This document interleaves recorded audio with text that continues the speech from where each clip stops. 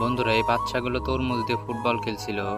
তখনই একটা বাজে ছেলে এসে তাদের তরমুজটিকে ফাটিয়ে দেয়, আর বাচ্চাগুলো কান্না করতে থাকে। তখনই তার বড় ভাই এসে ওই বাজে ছেলেটার সাথে কথা বলতে থাকে। তারপর বাচ্চাগুলোর বড় ভাই একটি লম্বা কাঠ নিয়ে আসে আর তার বোনকে বলে যে আমি তোমাদের জন্য কাঠ দিয়ে একটি ফুটবল বানিয়ে দিব।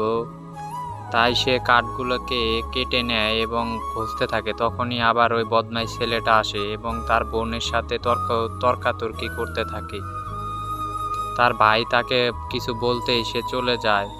তারপর তার কাঠগুলো কাটা হয়ে গেলে ওগুলোতে রং করে নেয় এবং লাগাতে থাকে।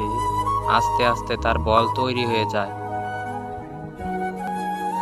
এবং বলটাকে দেখে অনেক সুন্দর লাগছিল। তখনই তারা আবার বলটি নিয়ে মাঠে যায়। মাঠে ওই বদমাইশ ছেলেটা খেলছিল। তখনই তাদের সাথে তর্কাতর্কি করতে থাকে। বন্ধুরা, ভিডিওটি ভালো লাগলে একটা লাইক এবং একটা সাবস্ক্রাইব করে দিবে অবশ্যই।